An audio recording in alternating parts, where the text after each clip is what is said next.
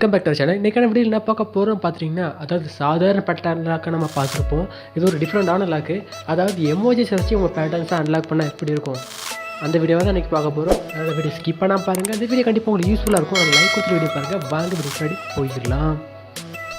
அந்த ஆப்போட இன்டர்ஃபேஸ் பார்த்திங்கன்னா இப்படி தான் இருக்கும். உள்ளே வந்ததுக்கப்புறம் 2 பர்மிஷன் கேட்பாங்க. அதை நீங்கள் அலோவ் பண்ணிக்கோங்க. அலோவ் கொடுத்ததுக்கப்புறம் லாக் ஸ்க்ரீன் இருக்கும். அந்த லாக் ஸ்க்ரீனை வந்துட்டு எனேபிள் பண்ணிட்டீங்கன்னா அதில் வந்துட்டு அந்த பாஸ்வேர்டு, அதாவது உங்கள் நம்பர் பாஸ்வேர்டு நீங்கள் என்ட்ரு பண்ணுவீங்களா, அதை வந்து எமோஜி பாஸ்வேர்டை நீங்கள் என்ட்ரு பண்ணிக்கலாம். இது நல்ல ஃபீச்சர் தான். அதுக்கப்புறம் நீங்கள் பேக் வந்துடுங்க. பேக் வந்ததுக்கப்புறம் சேஞ்ச் பாஸ்வேர்டு கொடுத்துட்டிங்கன்னா அந்த பாஸ்வேர்டை நீங்கள் மறுபடியும் சேஞ்ச் பண்ணிக்கலாம். அந்த பாஸ்வேர்டே நீங்கள் மறுபடியும் ரீஎன்ட்ரு பண்ணிக்கலாம். அதுக்கப்புறம் சேஞ்ச் ஸ்டைல் இருக்கும். அதை கிளிக் பண்ணிட்டீங்கன்னா நீங்கள் இந்த எமோஜியில் பாஸ்வேர்டு தானே போட்டு வச்சுருக்கீங்க, அதை நீங்கள் பேட்டர்னாகவே மாற்றிக்கலாம். சைடில் லாக் பேட்டர்னுங்கிற ஆப்ஷன் இருக்குது. அதை நீங்கள் ஜஸ்ட் ஒன்று கிளிக் பண்ணிட்டா போதும். கிளிக் பண்ணதுக்கப்புறம் பார்த்துட்டிங்கன்னா நீங்கள் பேட்டர்னை போட்டு செக் பண்ணி பார்த்துக்கலாம். அப்புறம் பேக் வந்துடலாம். பேக் வந்ததுக்கப்புறம் சேஞ்ச் போட்டோ அப்படின்ட்டு இருக்கும். இது வேறு ஒன்றும் கிடையாது. இந்த எமோஜியில் நீங்கள் ஒவ்வொரு எமோஜியாக இருக்கும்ல, அந்த எமோஜை நீங்களே வந்துட்டு வேறு எமோஜை நீங்களே செட் பண்ணி வச்சுக்கலாம். இதுவும் சூப்பரான ஆப்ஷன் தான். அப்புறம் கீழே இருக்க டெக்ஸ்ட்டு உங்களுக்கு பிடிக்கலனா அதே நீங்களும் மாற்றி வச்சுக்கலாம். உதாரணத்துக்கு நான் வந்துட்டு டெக் ட்ரெண்டிங் தமிழ்னு நம்ம சேனலோட பேர் நம்ம டைப் பண்ணிவிட்டு சேவ் பண்ணிட்டேன்.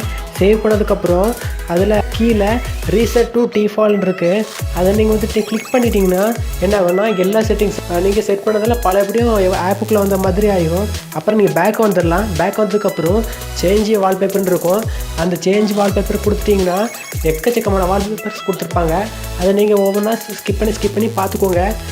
ஸ்க்ரால் பண்ணி சைடில் ஸ்க்ரால் பண்ணி பார்த்துட்டே இருங்க. பார்த்ததுக்கப்புறம் உங்களுக்கு எது பிடிச்சிருக்கோ அதை நீங்கள் சேஞ்ச் வால்பேப்பர் கொடுத்து செட் பண்ணி வச்சுக்கலாம்.